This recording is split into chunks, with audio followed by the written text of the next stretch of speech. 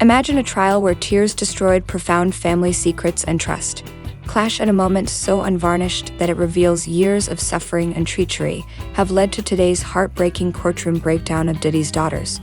This sight might permanently alter their family's legacy. The tension in the room was almost intolerable. Once renowned for his lavish lifestyle and commanding presence in the entertainment industry, Diddy now looked like the shadow of his former self when he wore a typical jumpsuit and displayed signs of stress, including a thinning frame and hints of gray hair. His appearance was in sharp contrast to the luxury he once enjoyed. Many people remembered this as the image of a powerful mogul dealing with years' worth of personal and legal issues.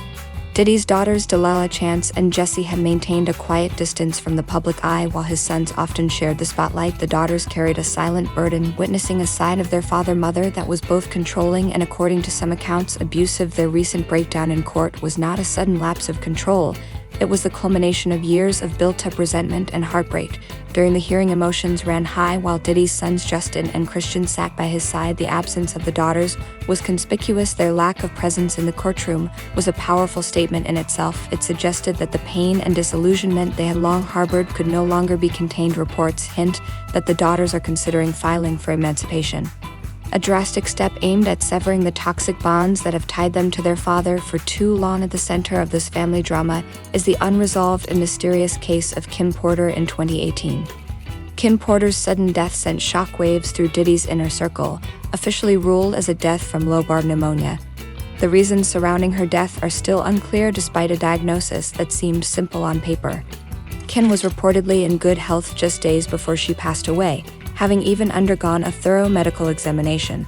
However, within a week, she died of an illness that many now believe was far from natural. Court records from November 15, 2018, describe a chaotic scene in which officers arrive after a frantic 911 call and find Kim unconscious in her bed. The medical report, despite being detailed, raised eyebrows because it noted only mild flu-like symptoms and had no significant medical history. The rapid decline in Kim's health remains extremely suspicious, and the unexplained disappearance of her electronic devices added to the mystery. Her mobile phone and laptop disappeared, creating a trail of rumors that she may have purposefully deleted important evidence from a leaked memoir that some sources believe includes Kim's own first-hand journal entries. Have added gasoline to the dispute surrounding this contentious story. Kim is accused of extensive accounts of Diddy's physical and emotional abuse. According to these allegations, the memoir offers an unvarnished, unadulterated glimpse at a relationship tainted by violence and control, which stands in sharp contrast to the public image. Diddy has long attempted to raise the children in the shadow of such mistreatment and manipulation, which means they had to see firsthand the worst aspects of their family's history. It is understandable why they now seem intent on breaking free in one of the most startling turns of the trial. In a leaked phone conversation between Diddy and his son Justin, Diddy used cryptic language to discuss the disposal of pizza boxes to an uninformed ear. While this may have sounded like a casual comment, many insiders believe that pizza boxes were code for evidence kept at Diddy's Miami mansion. According to reports, this evidence included hundreds of bottles of baby oil and items purportedly used as date rape medications. Diddy's tone of urgency while talking about getting rid of these things gave the impression that he was desperate to conceal damaging evidence of his wrongdoings, which added to the complexity. Diddy's legal team claimed that the search warrants used to obtain the material were unlawful and demanded that any information gathered be suppressed. However, federal prosecutors presented a much grimmer picture, arguing that the charges against Diddy were only the beginning of a tangled web of abuse, cover-ups, and criminal behavior. As the legal battle intensified, the daughters, who had grown up in a controlling and fearful environment, reached a breaking point, and their emotional collapse was not just a response to the courtroom proceedings. It was a public admission of years spent in silence. Every tear shed and every moment of anguish in that room was a testament to the suffering they had gone through while being forced to stand by a father they no longer recognized. In the courtroom drama was a fight for justice and the truth rather than just legal tactics or evidence suppression. The possible independence of the daughter represented a wider rejection of a family. With a history of abuse and deception, they no longer wanted to participate in maintaining a story that had for too long obscured the reality of their mother's premature passing, and the ensuing a series of accusations. Amid the courtroom drama and legal arguments, the Abro Mod story was developing, including a network of unsettling accusations in addition to the close family.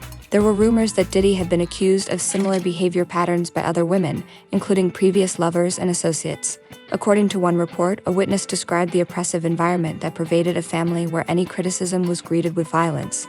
Diddy's sons found themselves embroiled in the controversy with accusations ranging from involvement in illegal activities at extravagant parties to allegations of sexual misconduct, and even participation in a shooting cover-up. The legal and moral integrity of the Khan family was under intense scrutiny as a result of these stories, whether or not they were fully corroborated. Each subsequent accusation became more complex. The family's division is transforming what was once a representation of musical royalty into a battlefield of strained bonds and betrayed trust. The consequences of these revelations are extensive and far-reaching. It's not only about Diddy's personal demise, it's about a family that must now deal with the fallout from a history of treachery, control, and concealment. The girls in particular appear prepared to take back their story. As we follow this developing tale, their breakdown in court serves as both a cry for assistance and a proclamation of independence, a vow that they will no longer be silent or complicit in maintaining a history that has caused them such suffering. There is little doubt that the reality behind these accusations is nuanced and multifaceted. The courtroom is a stage where very personal tales and long-kept secrets are revealed with each piece of evidence and every conversation that has been leaked, not merely a place for legal disputes. The public is left wondering if Diddy will be held accountable at last or if his daughter's courageous stance will result in a long overdue reckoning. This is a tale of power betrayal and the relentless pursuit of truth that keeps changing every day. That concludes today's in-depth examination of this developing courtroom drama. Diddy's once untouchable empire now seems vulnerable, its foundation shaken by accusations that pierce deeply into the family's legacy. As the legal proceedings proceed, one can only wonder if the daughters will be successful in their bid for emancipation, or if the complex web of secrecy and deceit proves too strong to dismantle. Please remember to like, share, and subscribe for future updates if you found this analysis as fascinating as we did. You can also leave a comment